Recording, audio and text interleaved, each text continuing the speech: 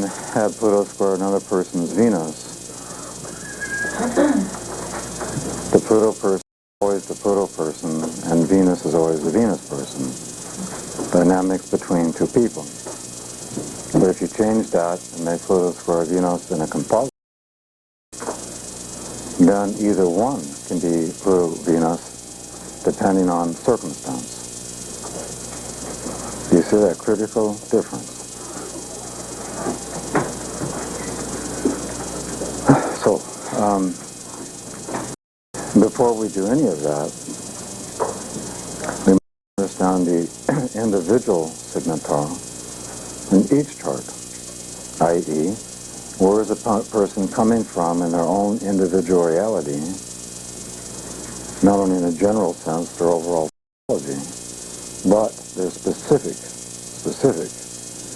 what I would call essential needs that any person would have for a relationship to be successful. So in other words, until you understand clearly the total reality of each individual context, you cannot really do synastry or composite work. You just can't. So you have to make a determination of each individual's reality. That's where it starts. And so before we get into synastry, we're going to show you how to uncover what we can call essential needs that exist in any chart.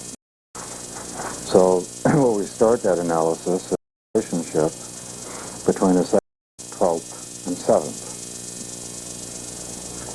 The reasoning for that is that, as you all know, Venus naturally rules the 2nd/Taurus. It also naturally rules Libra/7.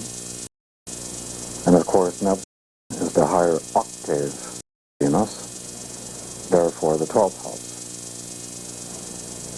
And you'll find by looking at it this way, we now have a sextile from here to here, and these 2 points both make inconjunctions to your 7th house cusp. That's the natural symmetry of God. So we're going to go into this and really show you how this exists, how it works. And when you deal with the nature of the 2nd house, whatever sign's going to be on that thing, keeping in mind it's a Taurus house, that the very nature of the sign on that 2nd house is correlating to what? It's correlating with the person's inner relationship to themselves.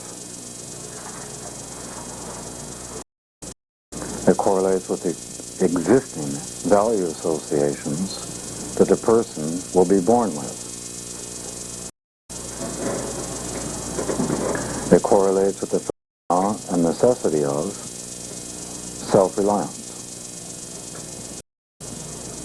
and how a person can naturally become self-reliant to the sign on that 2nd house,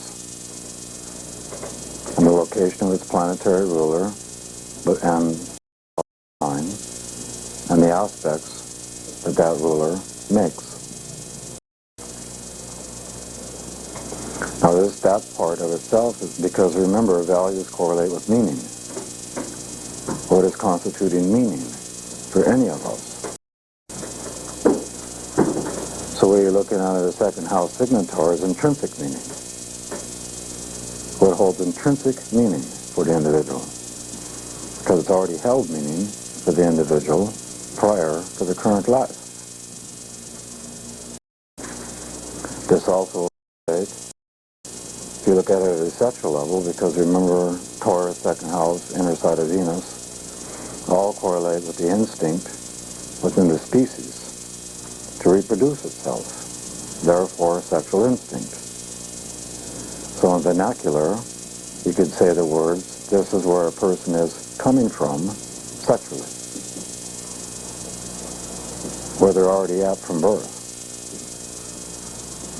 It's exactly why we have an 8th house polarity, i.e. to confront those pre-existing orientations and to evolve them. to the sexual union, in this case, with another. It also shows how value systems gets expanded, etc. Now, in terms of the interrelationship,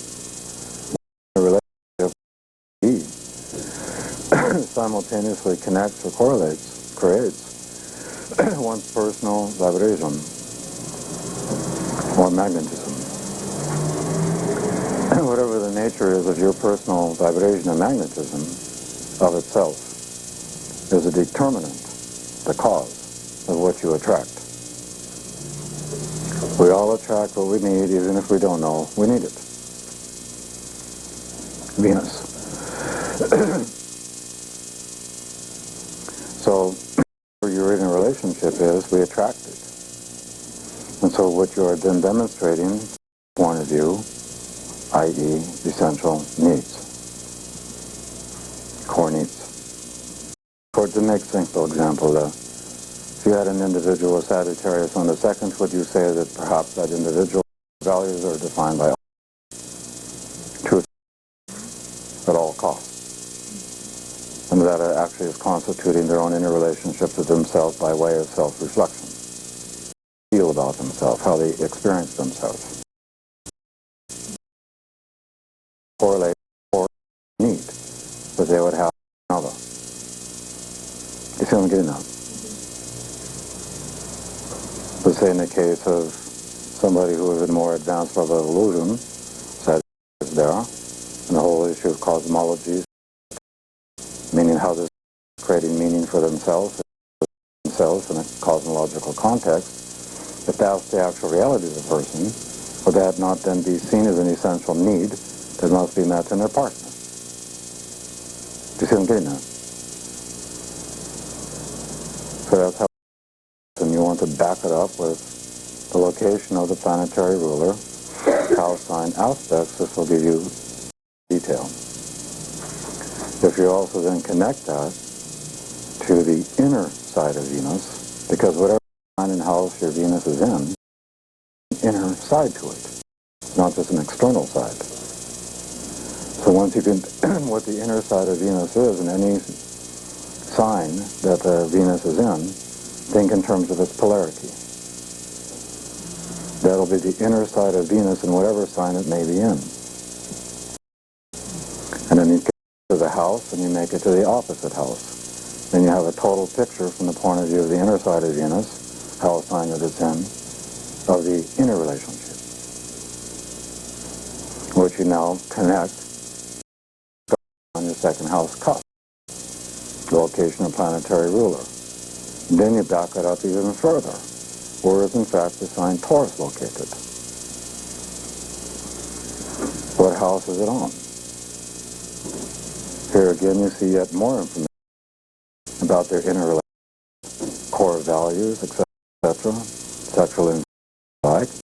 Look at the information you've just developed. How many do you think are doing that? Probably zero. Evolutionists. We'll toot our own horn.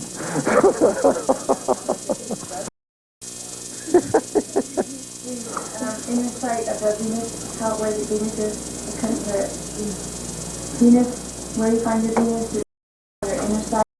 The opposite, like if you Venus is in, say, Taurus, the inner side of it would be Scorpio. Let's say you saw Venus in Taurus and it's in the first house. The inner side is Libra, seventh house. And then if that's not... So what is that? It's important, so I have to ask you. Okay. I don't understand what that means. In a relationship? How the polarity, what the polarity says about the inner relationship. It says what it is. It is the inner relationship. Oh, that is it. Oh, okay. The second house is not the opposite point of Venus. The second house is like inner Venus. So the ruler is Venus, but you say you have to look at the sign. The polarity of Venus is the ruler of the second house? No. Now you've got it all mixed up there. We're talking about two different things. Number one, whatever sign can be on that second house. The sign on the... But we're going to have Venus someplace, too. Not Venus are in Taurus.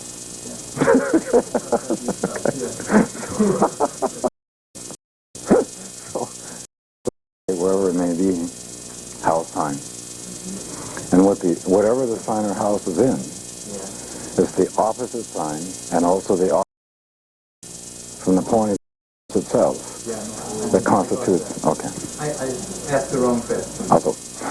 Well, since Venus is the ruler of Taurus, and Taurus is like inner Venus, would you rather look at the polarity point of Venus as the ruler?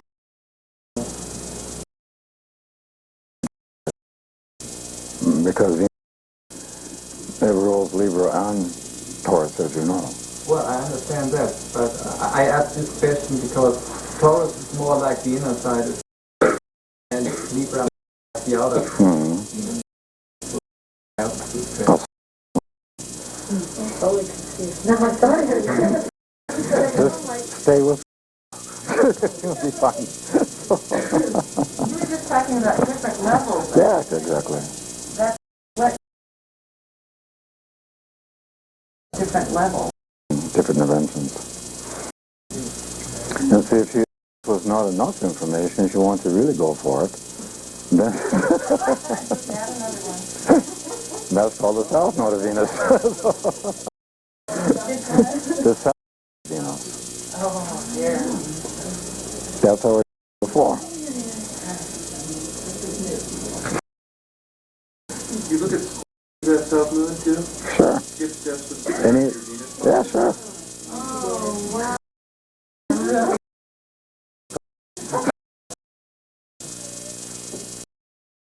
Because I will guarantee if you really allow yourself to develop and the totality of what that would tell you, and you truly understand where that person's from in terms of their personal relationship to themselves. Leap to deduce the type of person they would then attract relative to the natural law principle of like attracting like. Natural law, if we don't know. Morning. Would that then the evolutionary process have a deeper relationship with yourself? Mm-hmm. So that would be very helpful. Right.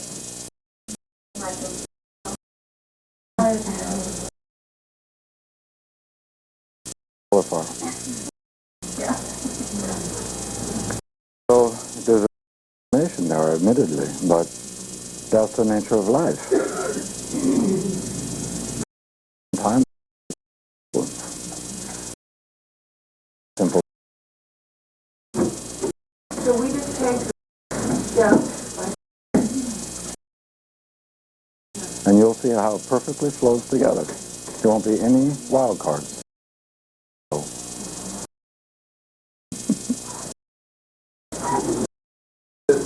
most difficult in this, the polarity point of view would be the inner side. But if some Venus is in Virgo, be very self-critical. For an example, right? Venus in Virgo, there's somebody who's very highly critical to themselves. The inner relationship. That's not all Venus and Virgo people. It's a wistful desire that says, why can't I for who I am?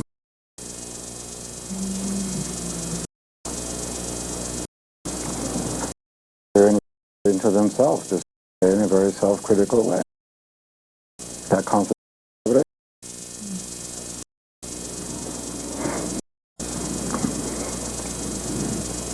You know, another way you can look at it, like the inner side via Venus polarity.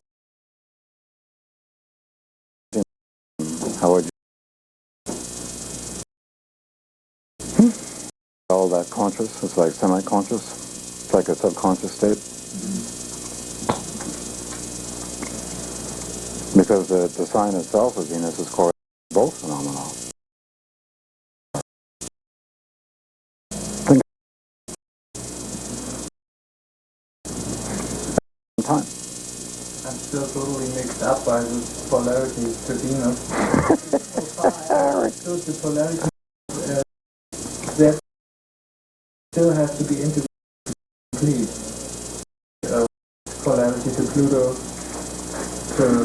the point that you need for completion. We're not talking about a completion point right now. We're talking about totally relationship. Yeah, I understand. Polarity on one side is the completion point, and on the other side is the inner Venus, and I'm mixed up by that. That's the say any of those things. That's what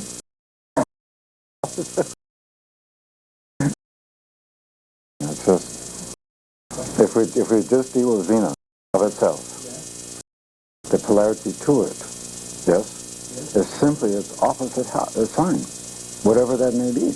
That's it, and no more. That is your polarity. End of statement. Yeah. This is the Libra. So the inner relationship is the Venus.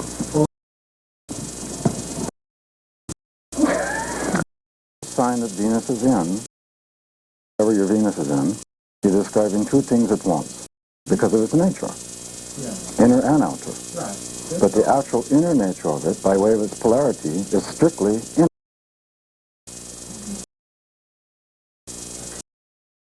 I don't know how else to explain it. I got the word, but I didn't get it at my Where's your Venus?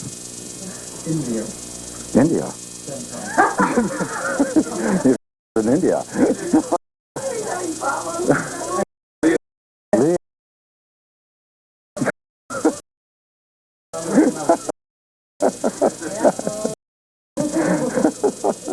But maybe it's in India.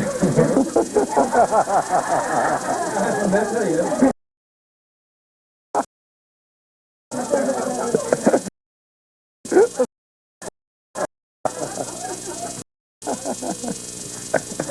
Because, okay, so you have Leo in number 10 house. So the Venus of itself, yes, you have a relationship with Venus. Venus in your 10th house.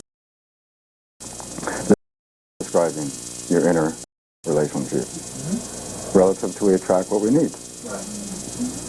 That's strictly on the no. Think in terms of what's Aquarius and 4th house. Combine those two archetypes. Aquarius Cancer.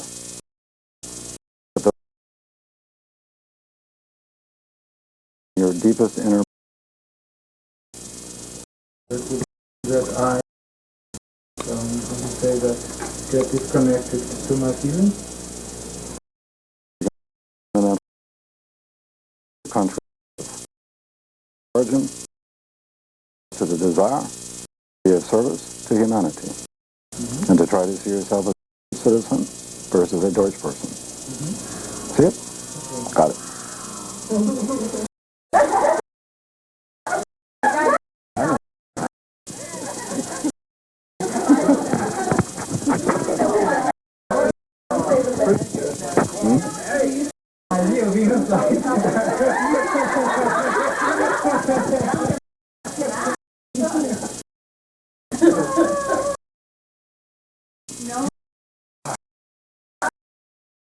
I know. I just described it. What did you not get?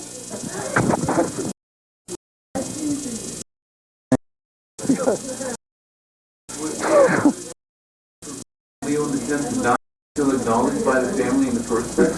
Depends on the overall nature of the chart. So this is where you have to understand context. Yeah, I'm seeing how that would support that so much. I mean, context in this case, this man grew up. It's a very different culture to grow up in as a child than America. Totally different. And so once you understand, in his case, German context, and how sons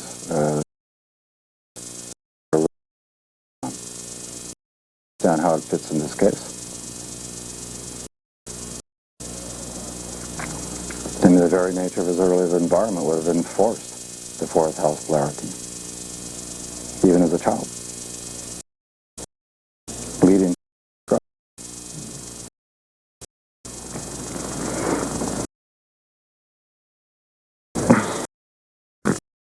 try to remember the secret here.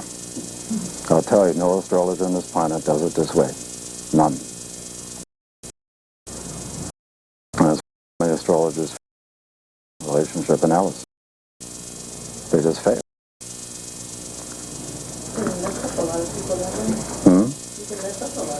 You can fuck up a lot of people. And I mean, this is contrary to this real ridiculous about for relationships.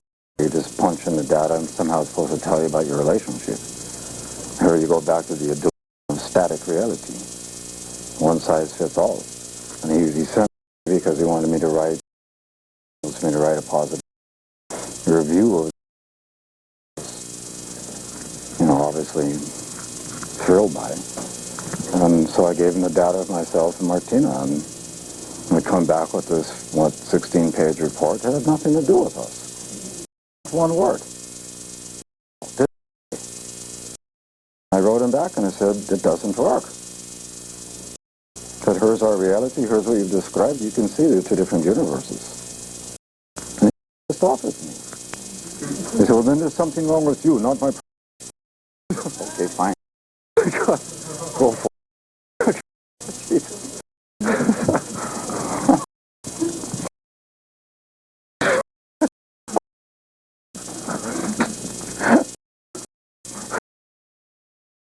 Anyway, they analyze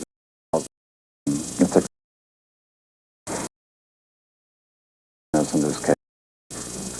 It really adds extra dimension.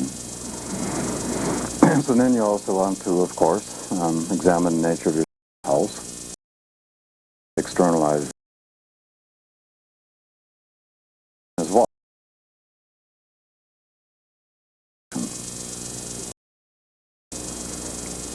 What you expect / expect. So the natural / in your intimate life. Go about relating person.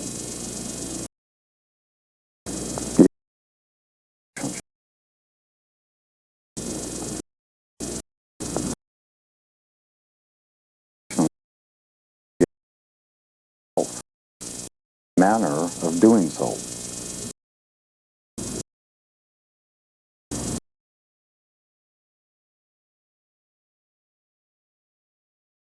Specs.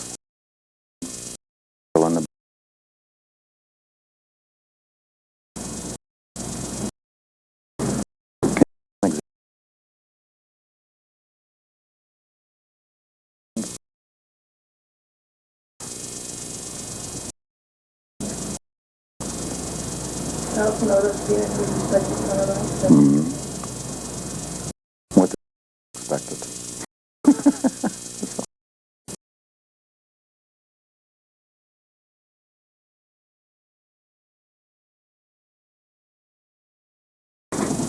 This combination here you should take very seriously because the second and seventh house are naturally connected.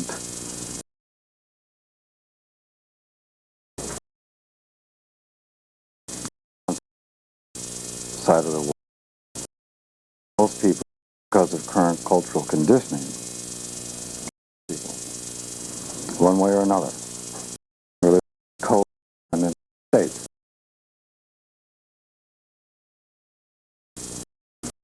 People, they're projecting the very need that they need to be satisfying out on the partner, vice versa. So what does this mean? That I'm in a relationship in which I'm codependent, I'm projecting all this crap, and the partner that I have chosen is not now supplying to me with those projected expected result, and create a psychological and emotional crisis in conjunction. And the intent of which is to throw the person on themselves in order to learn a little bit of science. But for most people, they don't look at it this way. Why? Your society doesn't teach you to look at life this way. So most people are going to experience that classically through the inconjunct. There's now something lacking in the relationship. When the vibration of lack, listen to the vibration of lack, reaches a critical mass state, somewhat like a red line and a tachometer. Unless you share when the vibration of lack reaches red line and tachometer, because the person's perceiving it as lack relative to existing partner. They then attract another partner or another potential partner who will embrace the thing feel in the existing relationship. It's like putting on a fishing line. And this creates yet another crisis. You see my point? Now what do I do? So you see how it goes down. But the intent is to enforce self-reliance. That's the issue now.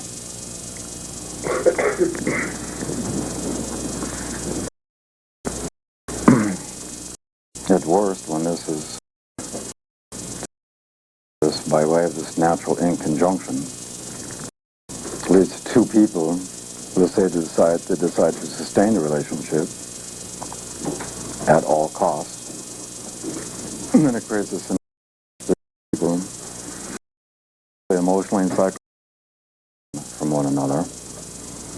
One of the dimensions of Taurus, second house, is isolation, to be isolated.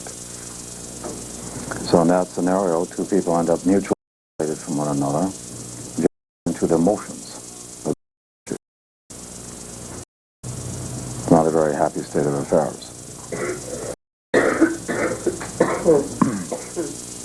And before that happens, they end up doing inconjuncts with one another, i.e., apart. Isolation happens. Who wants to live in that kind of deal? Good, no masochist.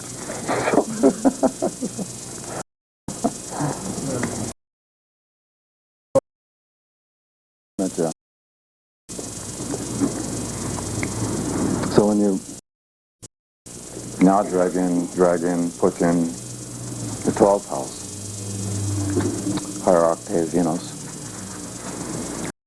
in most cases are what we can call unconscious ideals / unconscious expectations,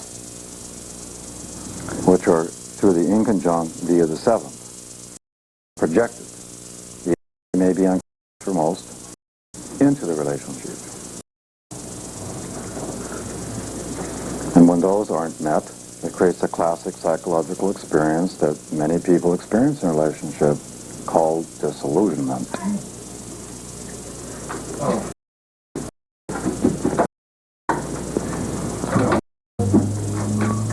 Jürgen. Perfect. We all attract what we need.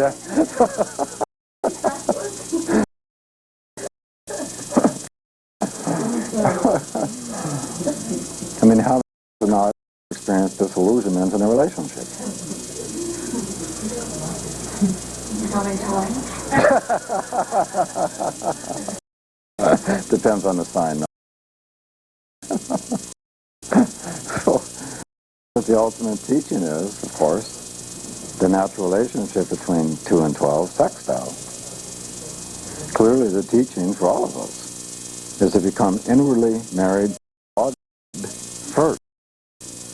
A true conscious relationship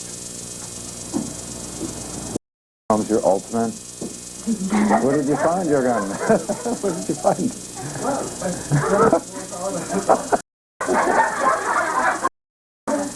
For the break.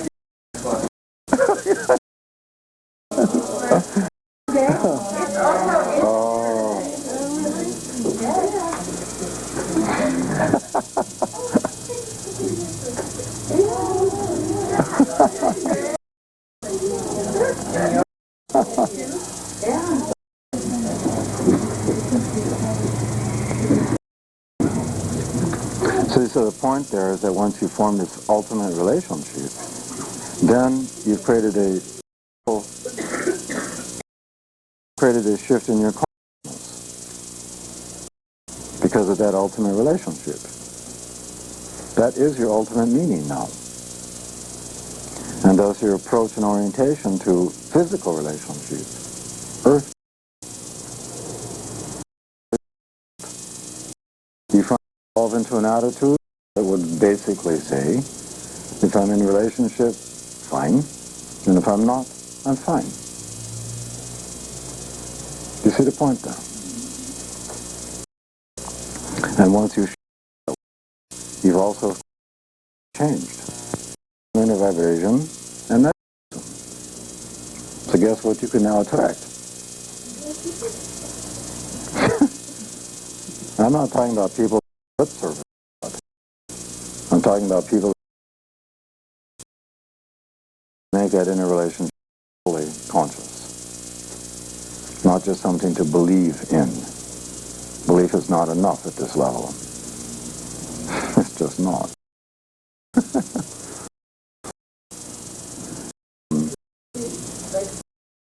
Example of the mediums that are more helpful than others to help you get into them? Sure, there's all kinds of natural ways. One of the most natural is the root chakra. Look at understanding that's how God put it together. That in the end, this is God teaching human person that they're co-creator reality with God. And so, have babies. Also linked with what? Understanding that the sexual energy is in fact a creative energy force in our universe. And what God is trying to help us to remember in these distorted realities is to use the root chakra to act our own divinity first. Then the divinity, and then together the divinity. Another Trinity. That's the natural teaching there. And this second and a has a lesson to learn. The difference between sexuality as profound and sacred.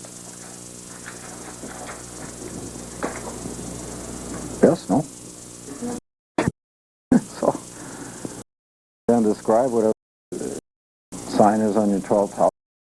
These correlate with your unconscious ideals that you have known for yourself, life in general, but the person you're with. Project it.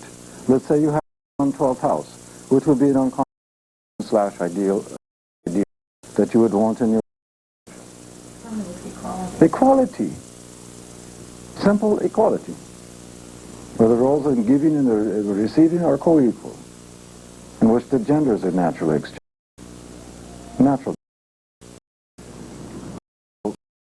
In that case, you would end up with Taurus, in most cases, Taurus on 7. Yes? Which is also reflected as what? Expectations that are projected. What is one of the dimensions of Taurus? It's two extremes. That the personal needs are fed. It's an expectation that their partner has the capacity to meet their own needs. And it's just there because they won't. The person also made a connection, like they have, to some way to support themselves through self-reliance, and in the end that can only be God. So they also have an expectation that there's also got an active way, in their own way, called this God thing. Because that's the only way in the end to become self-reliant. In the end. But one of the problems with Taurus is that people typically want to attract individuals who want to be, in a way, vicarious extension of the reality, not doing their own work. Just be a vicarious extension. Too lazy. Taurus. The partner. Partner. The ones they're attracting. How about going wrong? Scorpio in the 7th. Scorpio is on The 7th? Scorpio is on the 7th. Taurus. And how you reverse that? Then the intent is to attract somebody who has the effect of blowing up their personal psychology. The implied on Taurus ascendant. They work. So now all of a sudden we have the world of confrontation. The primary theme, in which limitations are consistently and compulsively. The ideal of independence because of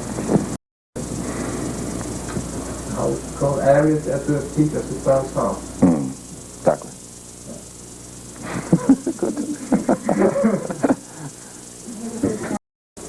Do you also look at where Neptune is and look at the polarity point of the sign that Neptune is in for your inner relationship with God? In this case, you want to look at the south node of Neptune. It's the original spiritual. Okay. And what's so astounding is that the outer planets, their nodes, are the same for a long time. Everybody in this room has south node of Neptune and 8 or 9 of Aquarius.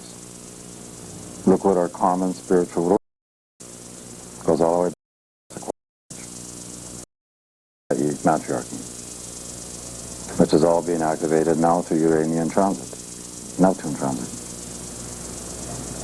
And this is one of the reasons why in this time frame there's been so much rebellion, stupid patriarchy, initially occurring to and then the women serve as a lead point, and some men start to wake up. That is the law. Woman naturally. In Aquarius.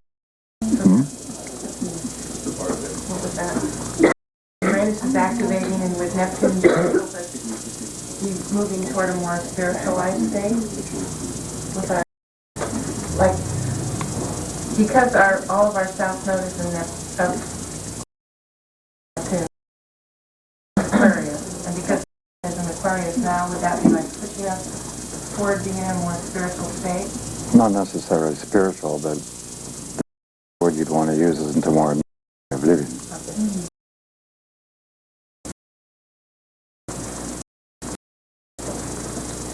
And it's really primarily why the Pluto Leo generation became really the lead generation to start bringing this stuff back. And Pluto and Leo is in proximity to the north node of Neptune.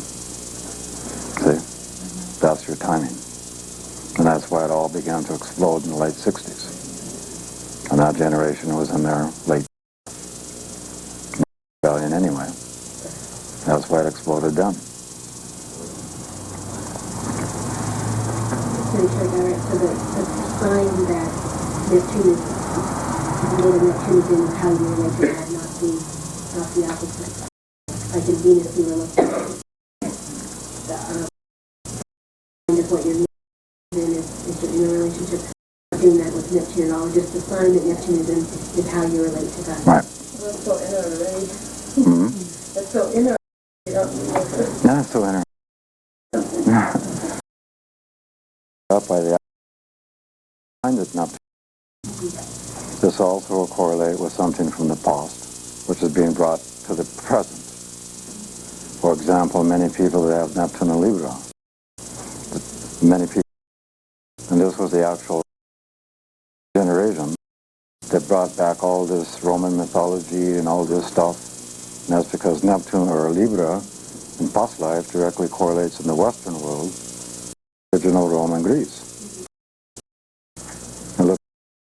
technology. It's all based on... Exactly. So you see that this Neptune and Libra crowd brought this back. What about Neptune and Scorpio?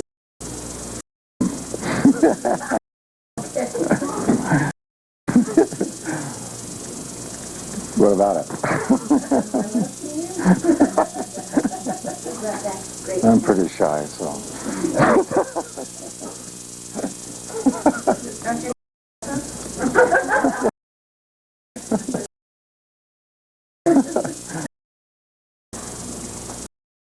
Yeah, it has many different applications, and one application is via Scorpio.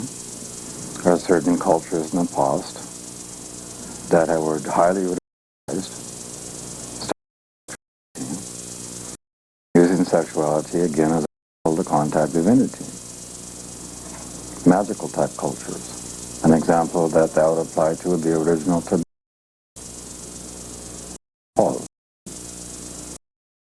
To Egypt.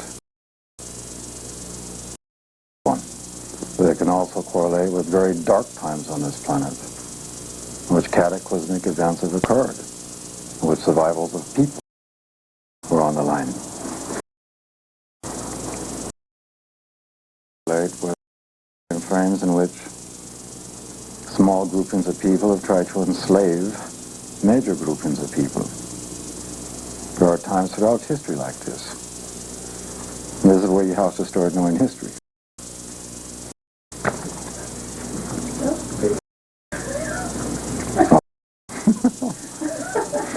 So a lot of people with Neptune and Scorpio, when it's squaring Neptune's nodal axis, you could say that with Atlantis and there, a lot of those souls.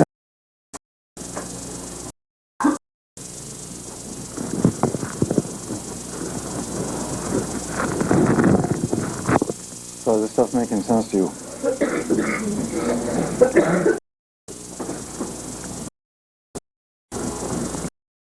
The problem is that until we ultimate in a relationship via the 12th to the 7th, too many people want to make their partner their ultimate meaning for living.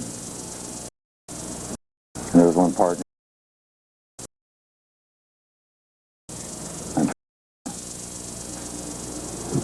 It's a famous idea or reality of somebody putting their partner on the famous 12th house pedestal. You can only fall from that place. Why? Because it's unrealistic. It's a figment of that imagination.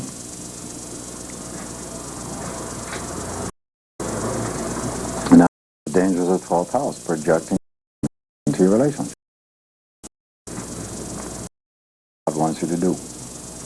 What in the chart is showing that this might happen to a person? The nature of their evolution and the nature of their...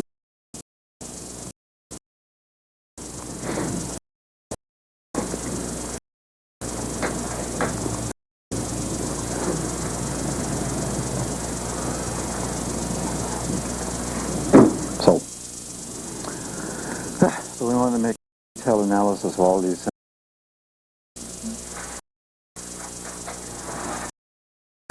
And you have to do that for each individual. And then you start doing synastry. Yes?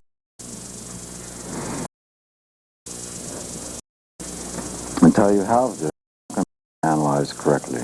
So let's now assume that we've made a detailed analysis. The next step is a birth chart, the evolutionary south node, ruler point, north node, ruler. So we will now want to do synastry. Is place one another's evolutionary karmic axis in one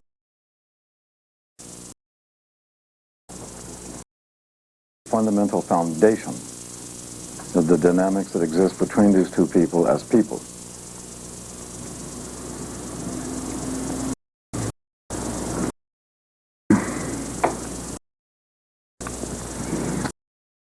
Way of God to have made all this stuff that, because most of the time when people are in relationship, most of the time, the age difference is not that great. 3, 4 years. And so look at this. This means that whoever we end up with, even the generation we're born into, all of those Plutos impact on our natal Pluto. And remembering that with /soul, 2 archetypical desires, return in the night. So by having the effect of all your generation's Pluto, standing on your Pluto, remembering that the instant person, as long as it desires within its stupid, is now to separate each generation in order to discover what is individual about itself. So in essence, your whole generation has the effect of igniting separate desire. Your point. Look at the magic in God's wisdom. You understand what I'm saying? So when we do this in the context of relationship, most of the time, one another landing in the house of Pluto, which then has the effect of stimulating desire. In this case, the polarity point. Do you see the magic?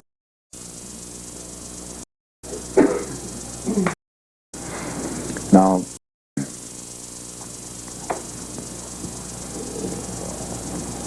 when you start throwing in the English, when you start this chart, this will be the place with one another that they've had contact. That's where, well, if the life connection will have been the areas for one that they have met each other through, what the dynamics have been, and the reasons for those dynamics. At the houses, moving quite. You look at, I mean, the south node of Venus, I guess, it takes a long time to go. no. Right now we're looking to the south node of the moon. This is in each other's chart. For example, let's say Bozo has 8th house Pluto. Bozet has Pluto landing in Bozo's 8th house.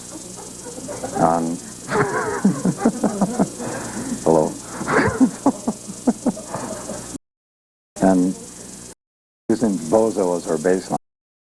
And Bozet's south node lands in Bozo's 11th house. Now we ask the question, contact from Bozo and Bozet's point of view. It means that with the south node and the 11th in mind, that Bozo has a Bozet.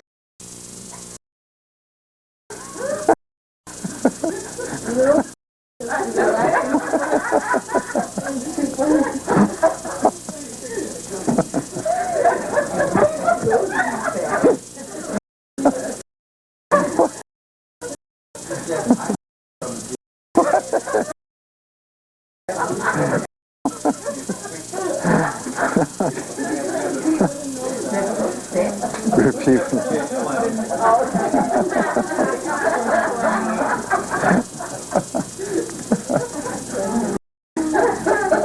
So what it means is that Bozo was having some psychological problems, 8th house Pluto, and he attracted Bozet relative to her south node being in 11th house as a friend.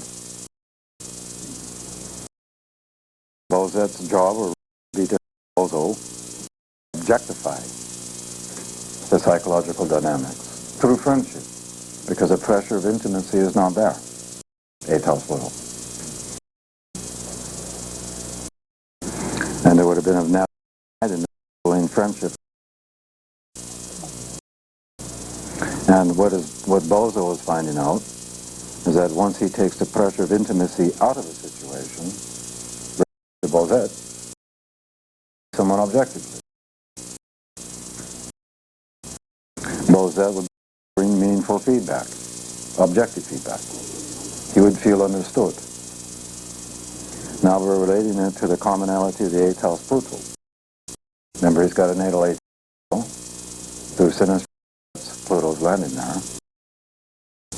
His position would be, well, since Bozet seems to really understand me, now I want to make it intimate. I want to sexualize it, 8th house Pluto. And now we see the natural square between 11 and 8 that will make something at a friendship level and turns it into an intimate thing. He blows it. Even blowing it with Bozet. Because now relative to South on the 11th, he's projecting. Remember projection. The intimacy is ignited. He is now projecting all of his debris from his prior baggage into what the current intimacy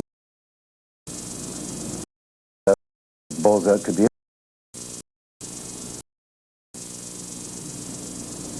You follow? You okay? Okay. So, let's illustrate synastry. These are two people. Yes? No? Jeffrey, what is that trait, I mean, why is, just in that dynamic, I'm in the question of, why is it when a relationship gets sexualized, okay, they were friends, they get sexualized, and all of a sudden, she becomes the projected on person.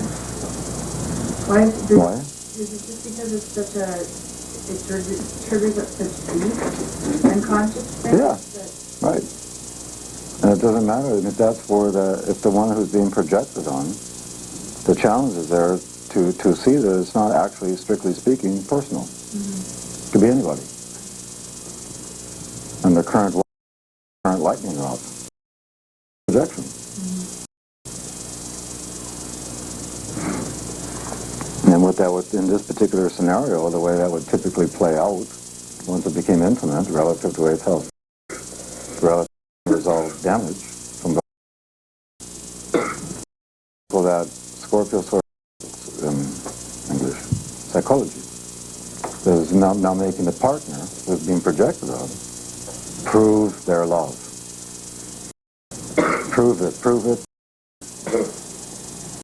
They create a diversity of circumstances, and of course that person is required to prove it, of increasingly severe dimensions.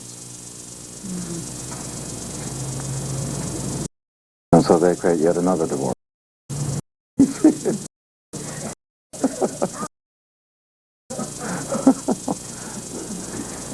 Now, if you were to look at where Bozo's house notes fell on Bozet's chart, would you see a similar story? We would see how all this is together. The stories together. Mm-hmm. So let's just go ahead and do that. Well, now look at Bozet's chart. We were talking about her self note in his chart. Are you going to look? That's what it's here. And let's say Bozet has 12th house Pluto, natally, and therefore Mr. Bozo lands right. Yes?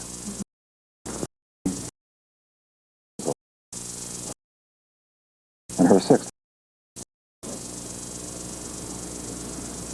Now, who can make a deduction there in terms of dynamics between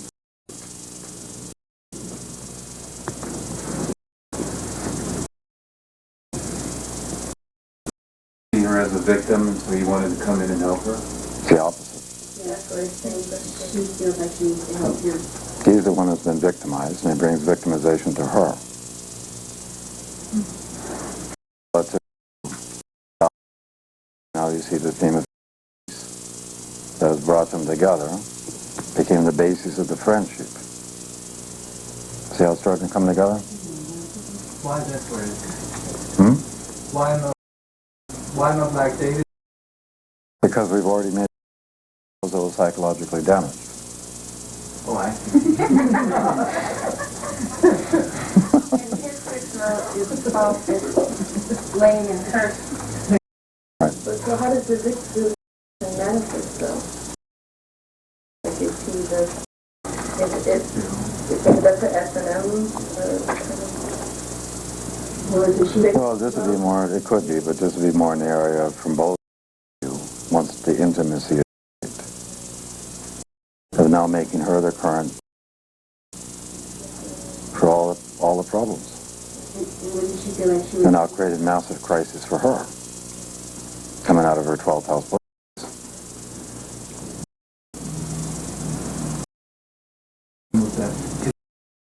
Pluto in 8th is getting into her 12th house.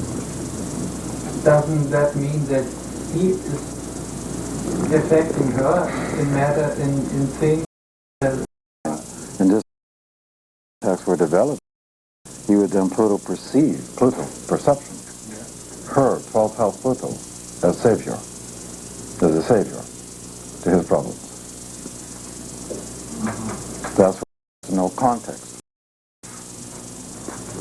Assume the main psychological damage in Bozo, 8th house Pluto. Wouldn't it be the case that he, with his Pluto in the 8th house, would probably create a quite intense relationship towards her? Relationship to keep as a savior.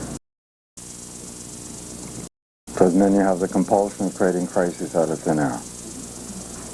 South, North, and 6. Make her feel guilty, him to say that she nurtured him. Yes, because remember a Scorpio, Cancer, Pisces natural triad. What he'd be ultimately looking for is a de facto. Therein lies 12th house Pluto. So because first, he sees her as a friend, because his south node hits her 6th, he brings crises to her. So the south node would indicate what the other partner brings to the baseline. Interpretation that I must have understand something not right. The 12th house is the house of victimization. Can be. Can be. And he's getting 12th house. It means that she is becoming. She's becoming a victim. I mean, he is making her to be a victim. Right. But she's got her own responsibility for making choices being there in the first. No victim. I understand that. I asked this question because you said before that he is the victim. I never said that. Psychological damage. Sure, I got that.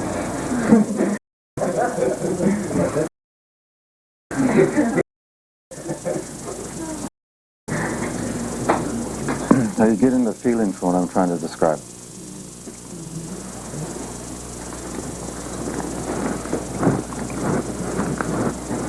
So then, you can get deep information once you just get into these things, and then when you locate the planetary rulers, this is going to drive you nuts in terms of trying to figure it all out, but let's go back to our example. Bozo has a Bozet south node lands in his 11th house, and so that's going to have a planetary ruler to it, is it not? So what is that planetary ruler in Bozo? Now we have another dimension, giving you additional information.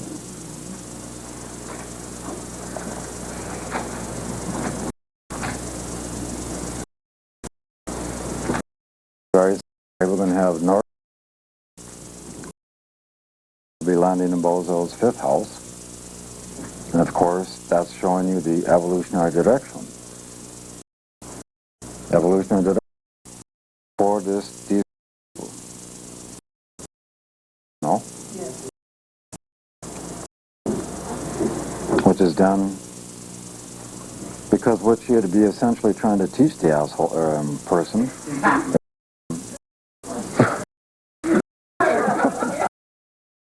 Clown. Is to stop being a stupid victim and to take charge of his own life. That's what we teach him. Okay, with it. That's just going to piss him off to know it. Why? Because he has a compulsion to keep the problem. One of the classic signatures of what psychologists call repetitive compulsion.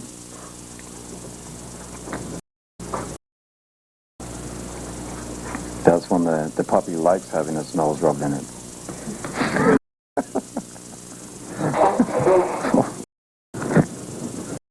So we have an evolutionary flow here, and it's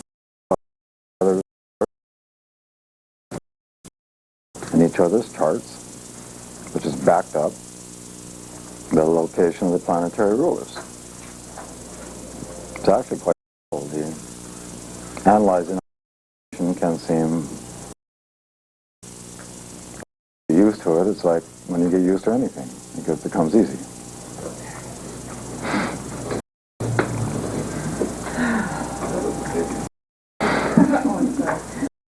Could you maybe draw? You guys want to make an example? It would make it easier. Well, whoever wants to put two charts up here, go for it.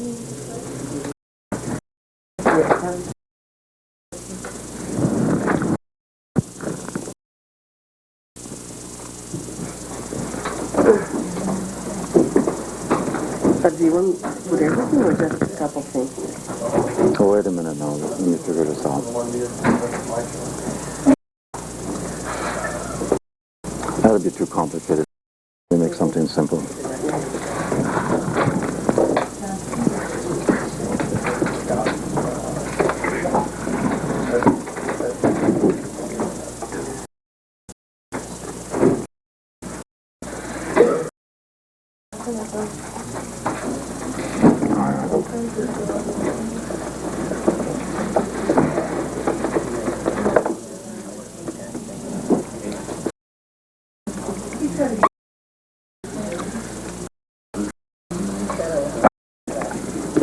May I draw for you?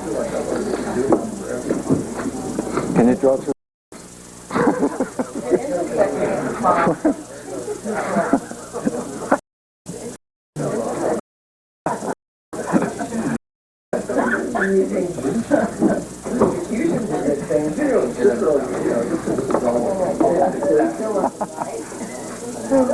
Yeah.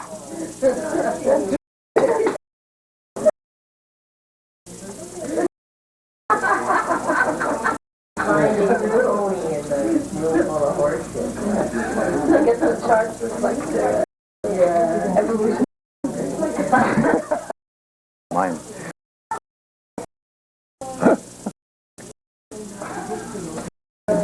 He was very close.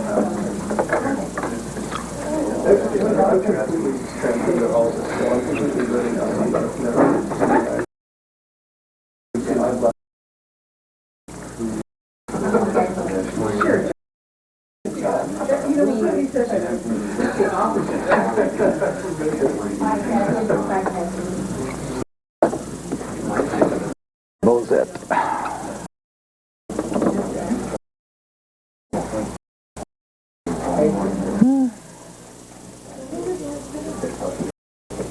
Do anything. Any symbol.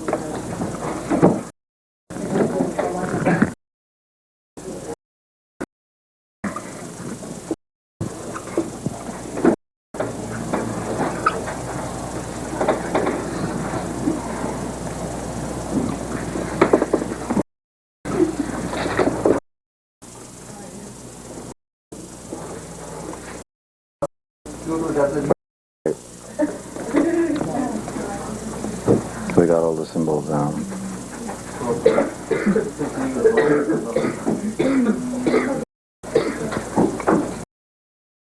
So now we're going to illustrate Bozet. Now we can see in Bozo's chart, you see the natal statement there, yes? You see the natal statement relative to Bozet. So, next.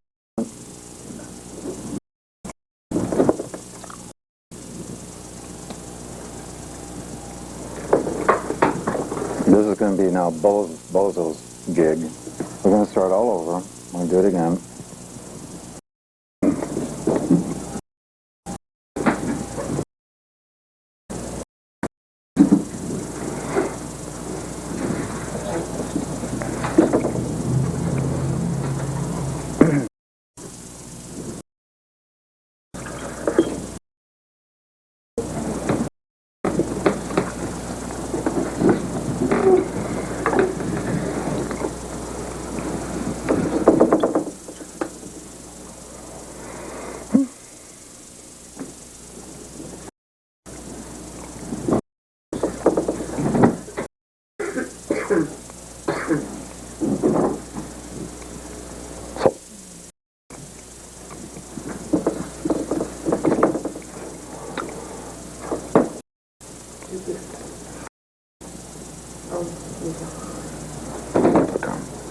Here it is.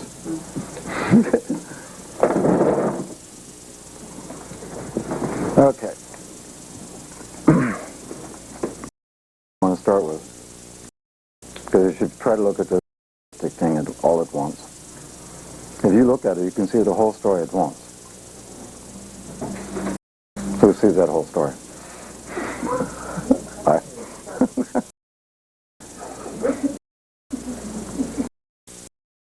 Okay, we'll start from this point of view yet again.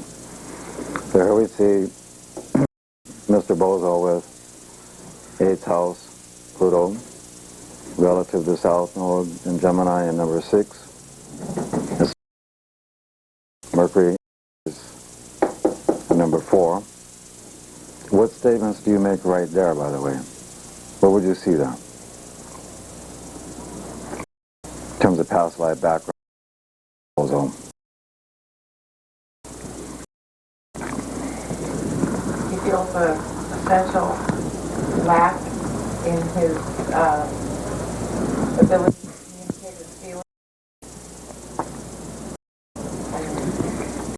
And from the family unit. Oh, wait a minute now, we have...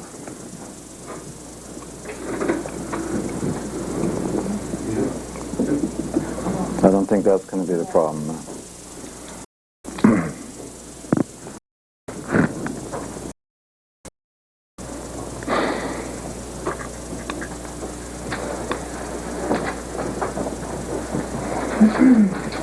Well, is there like an emotional fracturing here?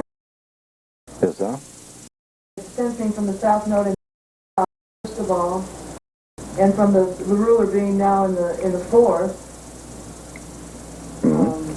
and the 8th house Pluto had the psychological problems, emotional fracturing being part of that psychological problem, perhaps. What's the cause? If you're right, what's the cause of it?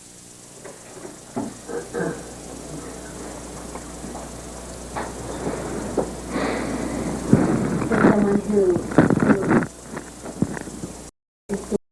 speaks their mind, they'll just come meet first. This is what I want to do. How what you want to do. This is what's going on, and there's a natural flow from what their soul intent is to what they say, and that there could be other people who get hurt from this. That it's a natural expression of instinctual impulse of communication from them that even flow, but then there's the other not thinking the person more. Right now is describing something versus talking about causative factors. What we want to do right away is to determine causative factors so we can then understand the specific behavior. Verbal abuse. Why?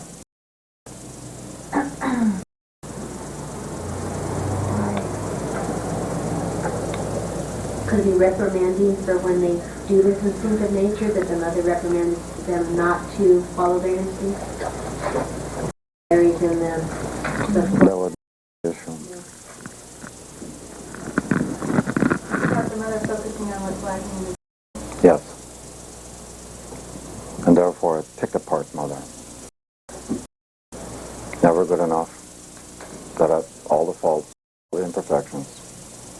Perpetually in his face. And this has the effect of creating what? psychological, based on a psychological aggressive mother, which can then have its own effect on his own maleness. You get in that scenario, end up feeling symbolic frustrated. It's one possibility for sure. So the issues of power and feeling powerlessness and vacillating between the two, feeling the issue of power and wanting to speak, yet being, like you said, criticized by the mother in her own instinctual way, having the same kind of power issue struggle. Kind of. This would typically manifest through a mother who had displaced rage towards the male principle in general.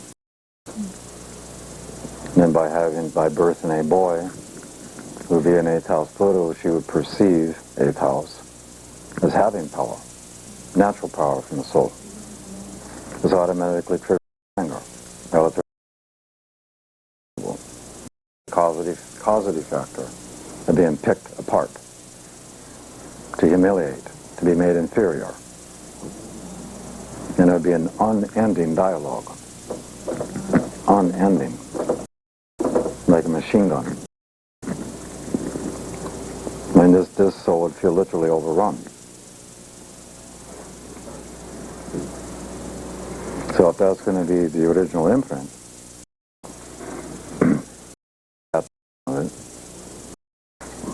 why? What is one of the reasons that this guy, why is Bozo attracting this kind of mother?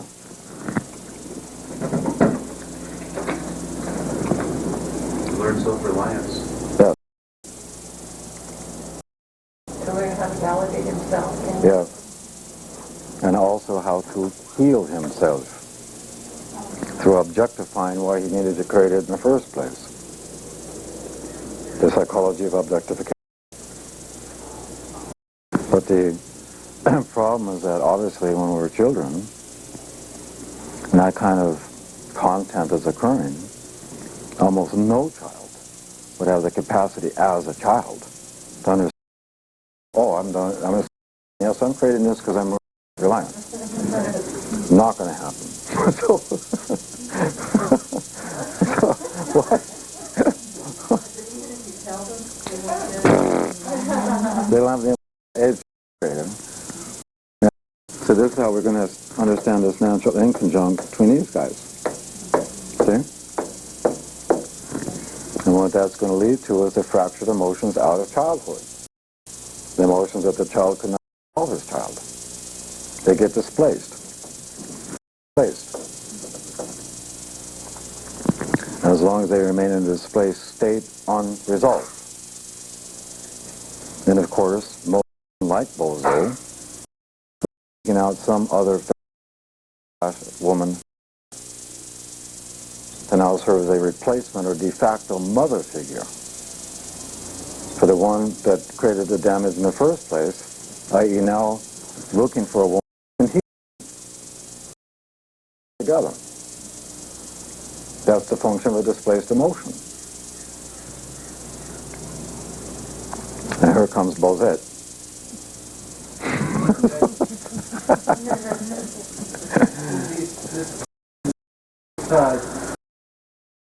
That he's looking for somebody else because he's quite lazy.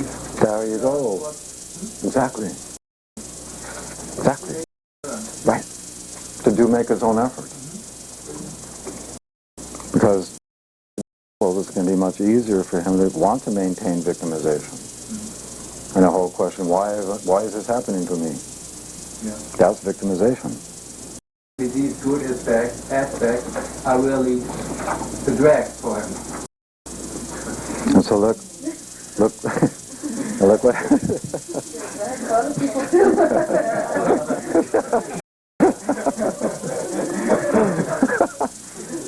So then look what happened.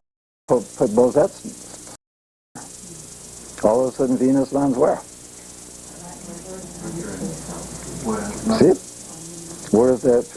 Look where Pluto lands. The wound itself. The cycle. He now is perceiving in Bozet not this, but this. You see the function of displacement. And, of course, Bosette, look at the nodal axis. Yes? So what do you have to say about that?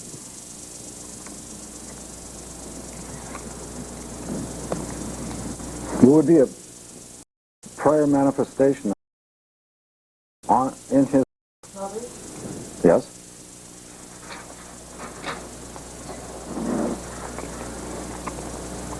Is it not possible to deduce that prior to this life she's already brought a diversity of ideas to this guy? Often sort things out, but with the intent, take charge of your stupid life. Stop being a bozo.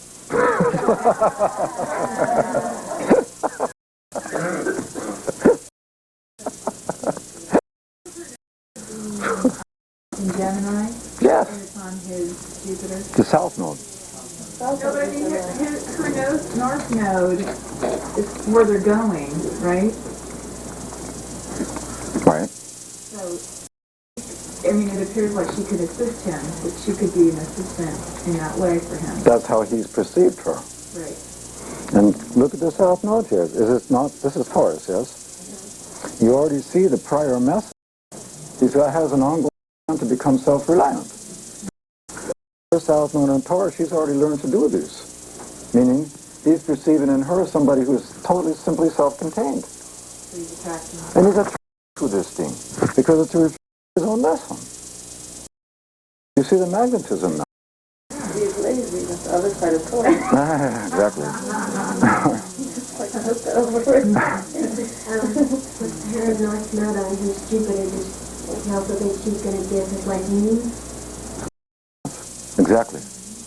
The place is missing this void thing, this inner deep aloneness. So suddenly he's making all the projection on her as what? My meaning. Via a replacement figure. When I do that, then that woman becomes ultimate divinity, so to speak. She's doing the same thing, though, isn't she? She's doing the same thing. Where do you see that?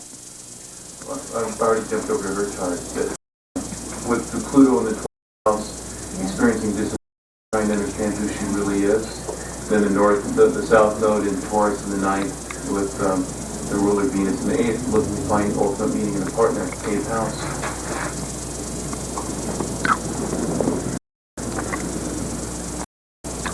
That may be true, but for entirely different reasons than he's coming from. She would be essentially looking for a soul that is like her own. Yeah, she's looking for a healthy soul. Right. That's true. I see that. But still, she's looking for meaning in a partner. Isn't she looking for a partnership where the other one is totally co-equal, where she can merge into the divine? Yes. Exactly. But what you're really trying to say is a partner who is already healed prior to the attraction. Has already learned to be self-reliant relative to her own south node in Taurus. Somebody who is looking deeply into life, who learned 8th house, soul stuff, psychological stuff, deep emotional communion. That's her need.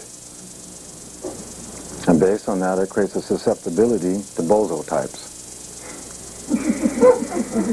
You see it? And especially when you put bozos nodal axis. Look at this. Now you also have the connection in prior life, guess what? To family.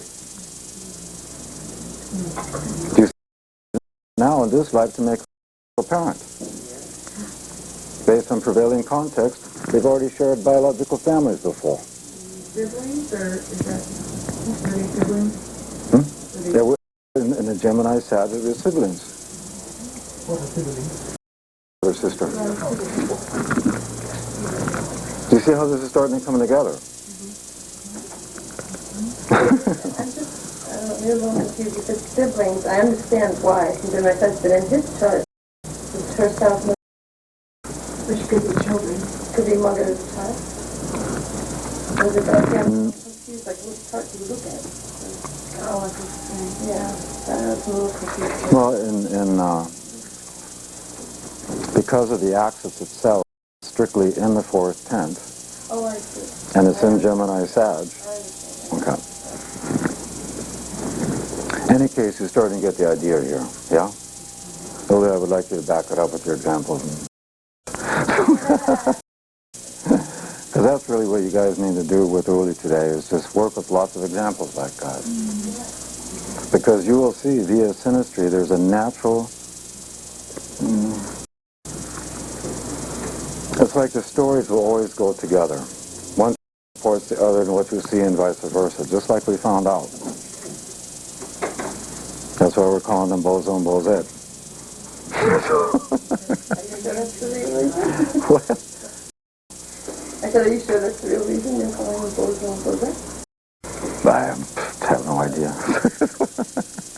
I had a question, because when you were talking about Bozette being attracted to a bozo type, I missed something there, the reason why she would. Because she has deep natural psychological content in one of her core needs. Venus, Aries, 8. It's for deep emotional communion in a relationship. Right. Since this, him, bozo, is psychological damage, there's a message to her that could equal deep emotional content. Even if it's a wounded thing. Right. Okay. And then given that she's got a 12th house Pluto putting all this thing here together, i.e. Mrs. Savior. She's like the counselor, counselee type. There you go. Got it. Good. Wunderbar. I'm going to go home now and you guys get the...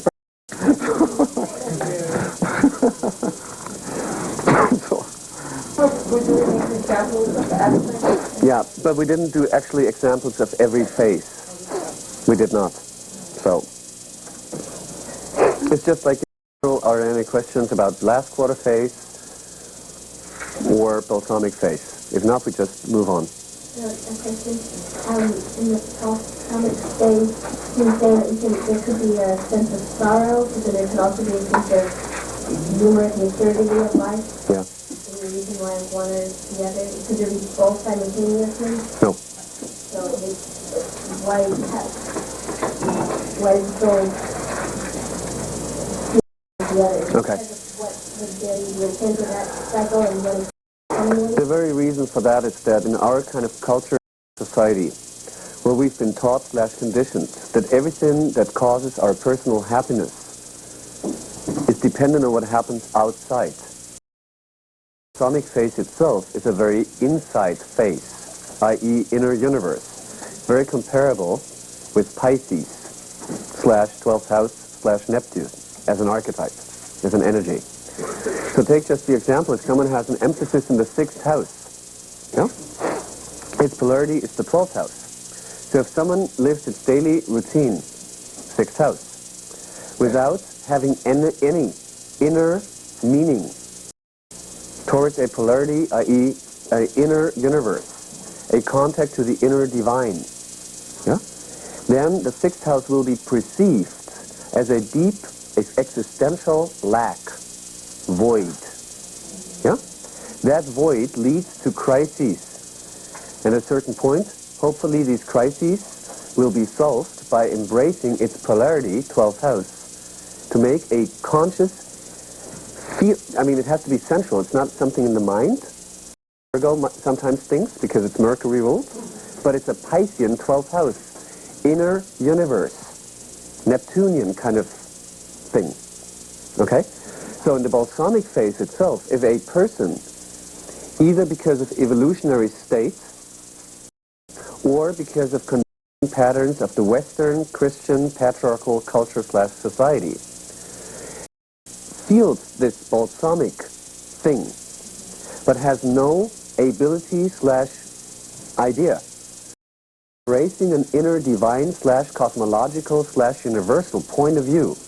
Why, i.e. Mars, Venus, balsamic? All my relationships have always a very similar pattern that has been repeated, where I feel more or less powerless, that I have no influence. Yeah? If I would have the cosmological / universal / spiritual understanding that here's things coming from many, many lifetimes before, go into culmination, and therefore they are brought up like unresolved files out of the basement. Yeah? And you reread them in order to complete them. If this is the attitude, but therefore you can have this attitude if you embrace a cosmological picture. And therefore, especially in the balsamic phase, you need to embrace an idea of reincarnation, because otherwise there's no reason why shit happens. Yeah? The only reason is culmination. Culmination of what has been before, which is incomplete, which needs to be completed in order to be totally empty / fresh for then the new phase. Make sense? Okay. Now, via observation, we can now see if someone has like a high emphasis of balsamic phase, or we talk about a certain subject, and this person is not capable / willing. Keep in mind, it's very much avoidance. Very often these people avoid. Yeah? Once again, very often because of the idealistic picture or image of God is male, outside of us, and perfect. So they, and if they feel inferior, they think, I mustn't embrace a cosmological thing. Or they go into all these, new age bullshit workshops, which is, nothing like, what I mean? So, if there's a client where you have a high degree of balsamic, but you also observe that he has no lived, sensual, cosmological, universal, spiritual understanding, or any kind of, inner universe. I just call it the universe. If this is not given yet, then very often you will observe that these people are sorrow, grieving, that they're trying to compensate with either alcohol or hedonism. Hedonism? Buying any bullshit, consuming anything to fill up the inner lack. That can be sexual dynamics, use and abuse of drugs, alcohol, anything. If someone has an access to an inner universe, then these things might happen temporarily, a day, half an hour. We all have, being sad is a part of us. But the core vibration is a state of, because you have the feeling that everything is a huge universal, and you're able to be a part of this joke and yet observe the joke, because your inner relation to the inner divine, i.e. inner universe. That's when the humor comes through. It's not this giggling kind of humor, it's this charming light, charming humor. You know what?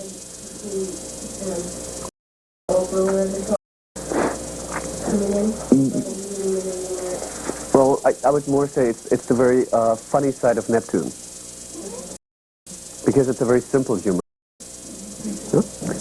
About phases, a comparison to the archetypes of Pisces, because it's very much like that. Yeah. So very often, if the balsamic phase is not understood properly, and because of our conditioning patterns in our society, in most cases, it's not understood properly. Very often, then these people have to embrace or compensate its polarity, which is the gibbous phase. Yeah? Filling up the lack with any kind of crap, workaholism, alcoholism, drug abuse, da-da-da-da-da-da. Or consuming TV like crazy. Yeah? Anything that makes them numb down. That's the key word. If you will have the inner access to the inner universe, and do understand, like I have moon balsamic to Pluto. Yeah? So this shit is happening all the time. Yeah? By more and more me, caused by the crises, embracing the inner universe, I get a peaceful smile on my face, even though shit is happening. No? That's the humor he was talking about. But can't you also, because I have a lot of things in balsamic, and I find a lot of times I go through a process. Like when something happens in a relationship, I first experience sorrow, resolve it, I experience joy. It's beautiful, beautiful joy. And then I laugh at it. Yeah. So this is like super cool. Yeah. But see, what you experience or what you're describing right now is we were just describing one little piece of the whole recipe. You know what I mean? But you also have it like in the 7th house. You know? Like Venus close to the 7th house. Yeah? And there's a balsamic thing. Yeah, balsamic means sun. Okay, just leave the sun first away. And it's in Sagittarius. So the 7th house by its nature wants to initiate one relationship after the other in order to learn via comparison. Yeah? Can you remember? Libra archetype? Yeah? Then you have to deal with the balsamic archetype between Mars, Venus. Yeah? What you just said, as soon as you have resolved it, the humor kicks in, this light kind of smile. And then you laugh at it. This is Sagittarius. Good. Now we have like all the layers of this kind of... Good. Any other questions? When you're talking about a lot of balsamic energy, is that are you looking at balsamic phases or those key planetary pairs? As well as. If you see a chart... Just the planetary No. pairs, No. but be a number of different... Yeah, let's just say someone has a Pluto-Venus conjunction in a balsamic phase. Yeah? So a lot of his life, especially relative to his value system, meanings, value associations, in a relationship towards himself, then the protected needs, everything of the outer Venus, is a constant state of balsamic. Yeah? That's probably highly emphasized. You know what I mean? Or you look into a chart and you see like that almost every planet is making to the other planet's balsamic phase. Then we have a general. Yeah? The other option is that someone is just fine, has this kind of phase, that kind of phase, with a client about just, like my case, mother issues or female issues or whatever, and you find a moon balsamic to Pluto, yeah? Then you have to bring up the subject of balsamic. Before you, about profession or whatever, you know, like my son Pluto being in the last quarter phase, we talk about my frustration that I'm always doubting, you know, what I'm doing here is bullshit, da da da da da, yeah? But now we come into my private life, moon, and now we talk about balsamic issues. Make sense? So we shift gear. Yeah? And because of the sun and the moon being so big in our lives, exactly. that's going to have a lot of... Yeah. And what we will see when we're going to work with this stuff, just natally, of course it's always interesting not only to use the planetary pairs, the planetary, how does he call them? Key planets. But also like just the planetary rulers of the nodes in its face. You know what I mean? That's interesting too. Rulers of the node. Of the node. Moon's node. When we do like the evolutionary paradigms, Pluto node, ruler south node, Pluto polarity point, north node, yeah? And just to look into the planetary ruler. And Just take a second and think about them own chart. And their phase. Their phase. Ooh. Make sense? So you get now into a deeper or an additional layer of your chart analysis. Make sense? And their fate according to the node? No, just them. For instance, I have South Node Sagittarius, North Node Gemini, and my Mercury is in Sagittarius, Jupiter is in Gemini, and they're in a gibbous phase. No? And I have a Pluto in the 6th house, Moon in the 6th house, Uranus in the 6th house, all reminds me of gibbous phase, T squaring the nodes. Do I see a repetitive story in my chart? Crises? Yeah, good.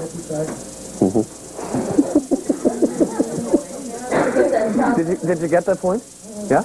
There's a major difference if someone has like South Node in Libra, North Node in Aries, and Mars, Venus, which is now a planetary pair, or key, whatever, I can never know this name. There's little two things. Key. If they would be in a new phase, it's a major difference than when they are in a balsamic phase, or in opposition. Make sense? So just by that, you can, you know, start to work. How about an absolute conjunction when you're dealing with the... I mean, I know an absolute, say, same degree, so just like maybe 15 minutes off. Now, when you're dealing with phases, and I know that's a fusion of those two planets. Now, when you're dealing with that fusion, are you going to also have a cycle of balsamic and new simultaneous? No. Is it just an absolute fusion? No, it's either or. It's either or. In the example that you just gave me, you said it's precisely by degree, but not by minute. Okay. If by minute, it's still... So you do take Then I become very, very anal.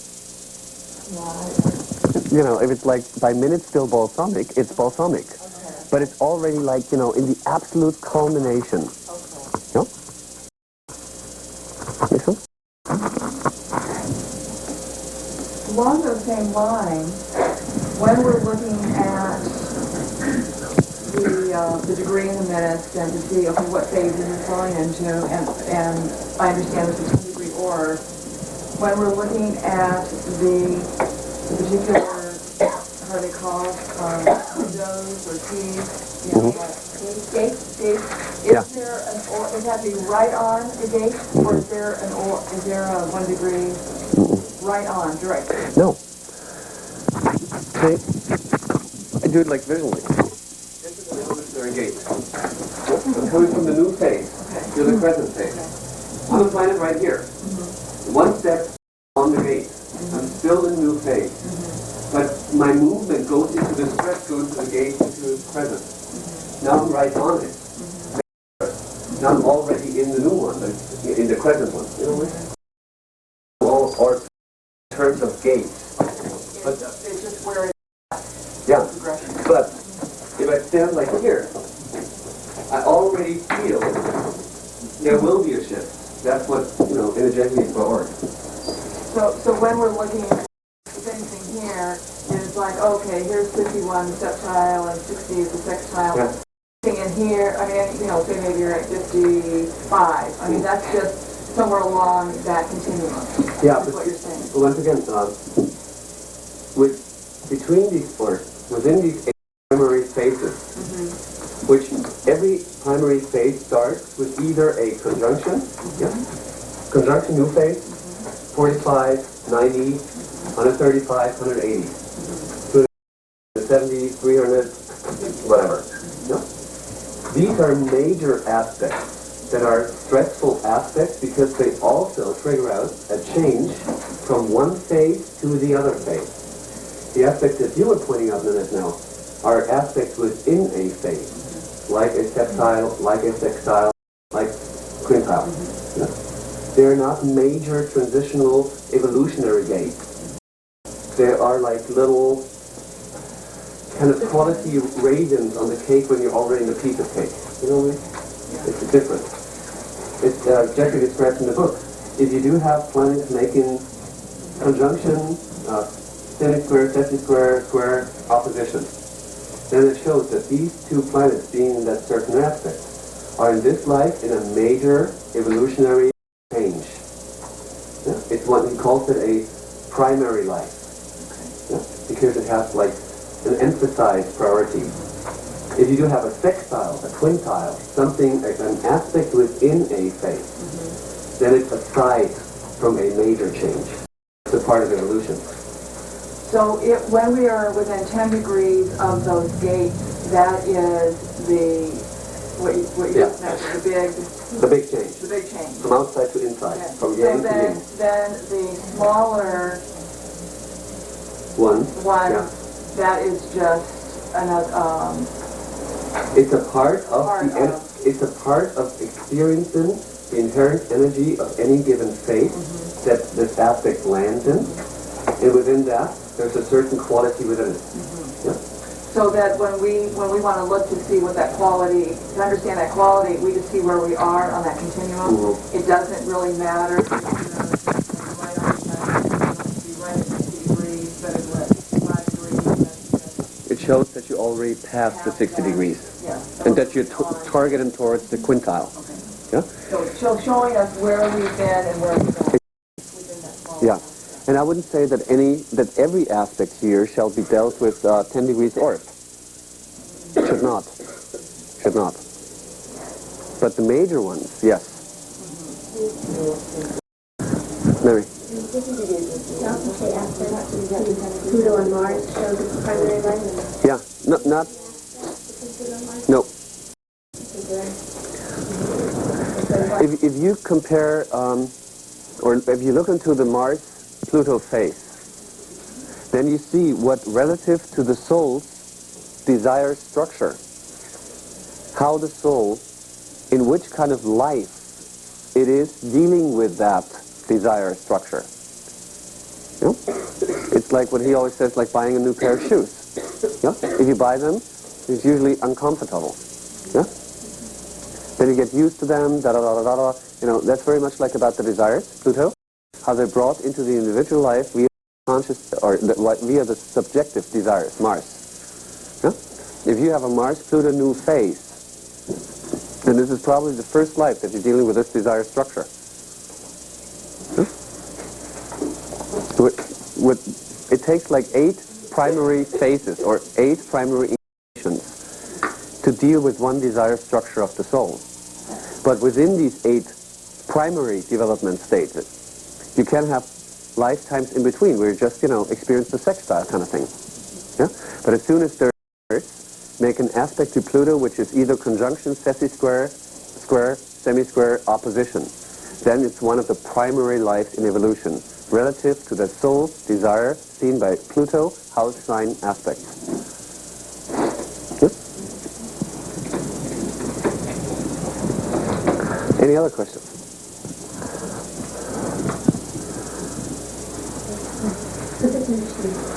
If you saw between the rulers and the domes, you saw like the 51 degree or aspect, which I think is the faded aspect. Yeah. Then would that indicate that this life is fated to have some certain events come up in the life from Yes. the evolutionary process forward? Yes. So that would make this a primary life. Not necessarily. Just because it's faded. Well, see, it comes back to what does the definition primary mean? No? Well, I thought that the primary were the hard aspects, the 45, Yeah. 90. Yeah, that's how I define it. Right. But the septiles, biseptiles, triseptiles, you never find right on these edges or evolutionary gates of the hard aspects. You find them very often just a little bit ahead. It's as if they make sure that before you enter the new evolutionary gates, i.e. the hard aspects, that you're going to be on the track. That's fated. Does it make sense? Like a course correction? Exactly. Is that only the 61 degrees, 25 seconds? Yeah. It has to be like maybe 2 seconds off. 27 minutes. Oh, yeah, sure. There's an orb of 2 to still 3 degrees. But even then you see if it's applying or it's separating. No? And if you're not sure, just ask the client. How do you know when something's applying or separating? How do I see that? If I'm the planet and I'm on my move towards that door, then I'm applying. If I already went through the gates and going further in the room, I'm separating.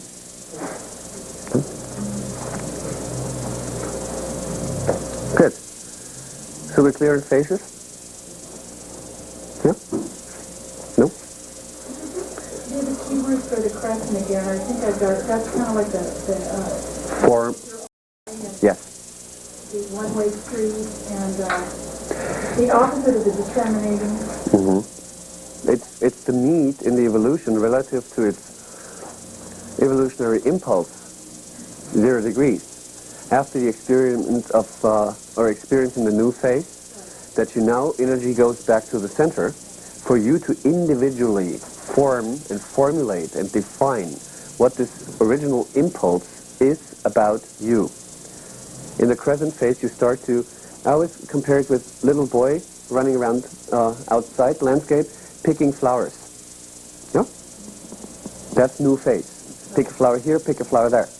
At a certain point, he goes home and puts the flowers together for a bouquet.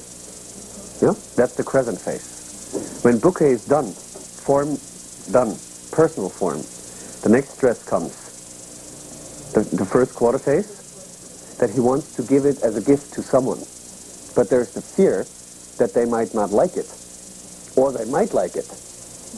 If they might like it, he doesn't have the flowers anymore. Because of the crescent phase. Got it? Yeah. Yeah.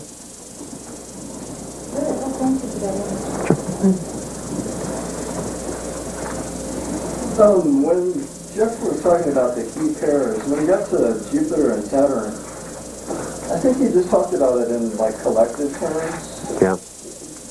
How does that function like on a personal level? Like it chases it up? On a personal level, well, in the first place, Jupiter, Saturn, because Jupiter, Saturn are not personal planets anymore, right? So they do have a social application already. So we have to see them very much in a social application first. In a personal life, we have to remember that we are part of the social. And what it does have to do in a personal life relative to how we are able to bring our belief system, meaning what we are convinced about, what the meaning, or the higher kind of meaning of our life / religious belief or metaphysic belief, how we bring this belief into a personal life structure. How we structure that. And therefore it becomes a key, planetary key for our economical ability. You know? For instance, what if someone has a deep belief relative to conditioning that whenever he makes money, God doesn't love him anymore? Relative to the teaching, you have to be poor to be loved. You have to suffer to be loved. No? And we observe that kind of thing. Heavy Catholic kind of, crappy imprint. And then we see, like, for instance, a Jupiter square Saturn. So, there we have the stress between his belief system and how he's structuring his life in the process of becoming older / mature. And to become an authority in the society relative to his belief system, what the meaning of his life is about. Make sense? Yeah? Right. And then how about Saturn and Uranus? Saturn and Uranus. Me personally, I see Saturn and Uranus as a planetary key only as a social. Only as a social. Oh. Because Uranus is already involved. Yeah? The big key word here, Saturn, Uranus, it takes more than one person to make a change. Socially, a change. Yeah? Or it can make the other saying, if one has a dream, it's a dream. If more than one have a dream, it's the beginning of a reality. Socially speaking. Yeah? For instance, my generation, born 65, we all have Uranus opposing Saturn. Me too, yeah. Yeah. So that depends when we were born, because either that Uranus is in a new phase to Pluto, or it's balsamic to Pluto. No? Just in our year. So just for the 60 years, with people born in the 60s, there's a major difference in the ones that have Uranus running balsamically into Pluto and new phase. Make sense? When Uranus already had passed Pluto. Can you see the difference? Just observe the difference. It's totally different. Yeah? Both have to do with an acceleration, speeding up, of evolution. Make sense? But the one is a culmination, the other is a new beginning. In my case, it's a new phase opposing Saturn. So it's a total break free from every outer structure that is imposed, Saturn in Pisces, of should-bes instead of reality. What's the other one, Jane? What would the people who have it involved? It's culmination. But Uli, when something's culminating, you have, per se, a balsamic Pluto Uranus, and it's wearing Saturn. How, if it's culminating, how can it also be having something that needs to be worked out with Saturn? That's the big secret about, or what's in the beginning quite mind-blowing, that in a chart, it's like in a machine, in a mechanic machine, little wheels, big wheels. Yeah? One work on this thing, the other's on that thing. So while you're culminating some issues, like Uranus balsamic to Pluto, on the other hand, there might be the need, while culminating, to, let's say, this Saturn would be in the first quarter phase, making that square to Uranus. Yeah? The crisis in action, how to bring the personal form into an outer form. Therefore, they need even more freedom. Yeah? Think of the first quarter phase. Yeah? So it would be also, like, while you're culminating, that's one way of culminating through the interaction with Saturn? Yeah, while you're culminating some things, as more you're culminating some things, you get the stress of action, the crisis of action. Okay, I freed myself from that, that's finished. How do I now bring it into action, into an form? No? And vice versa. Does that make sense? Yeah? Okay.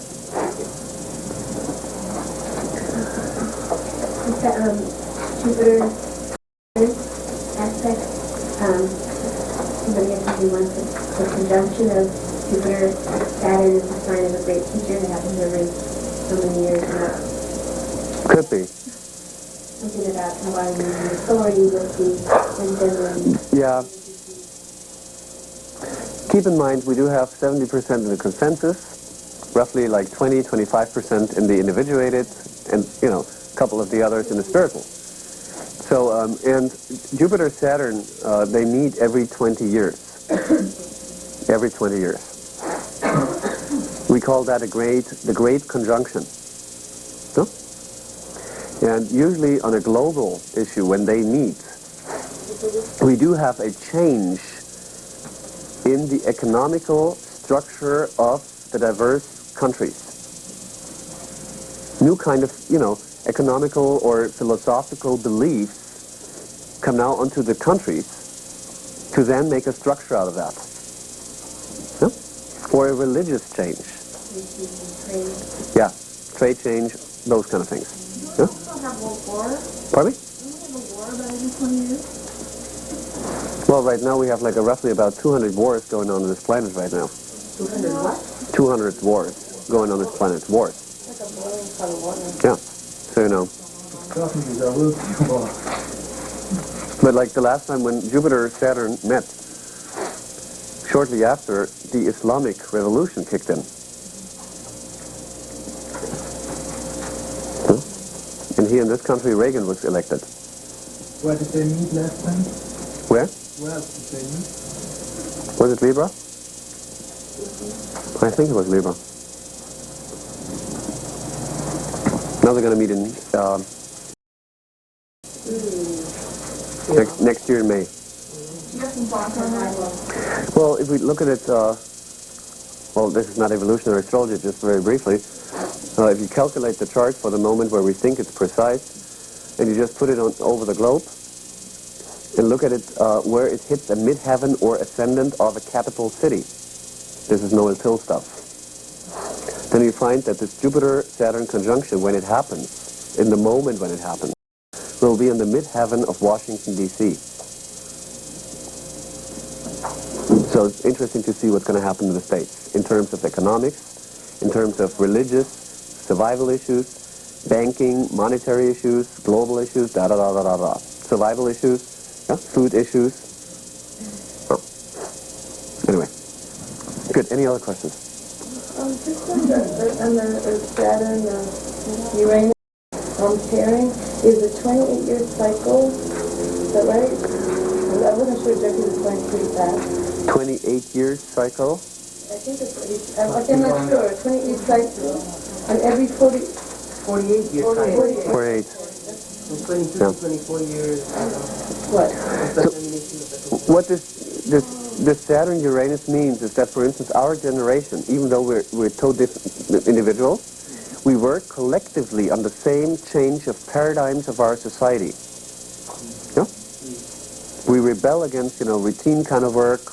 We rebel against outer authorities, against religion. Then we feel guilty again, so we try to adapt. Da da da da da da. You know, but everyone does that individually. Yeah?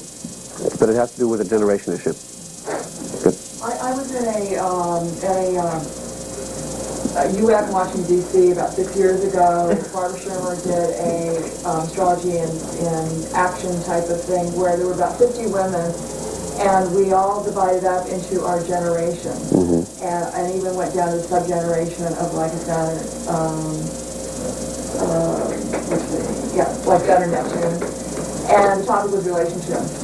And then there was, each group would then discuss things and then bring it back to the group. And it was amazing how you could really see each generation, even the sub-generation, maybe there's just a few years, that we all thought alike. We looked at relationships the same way. Mm-hmm. Saturn and Libra generation was, you know, the prince will come. Oh, that's the Trinity water. No. Could I have just a glass of water? I'm sweating up here. Thank you. The Saturn and Libra generation, you know, was very much the, you know, an illusion, you know, waiting for the prince. Saturn, Neptune, Libra? Saturn and Libra. Conjuncting Neptune? Yeah. No. Tough stuff. You know, on your furniture. Yeah. And so when you do that kind of sharing with a wide variety of ages, Yeah. absolutely amazing. Yeah. It is. It is. Good. Done with the faces? No? Exactly. Well, before synastry, there's this second house, 12th house, 7th house stuff. Are there any questions?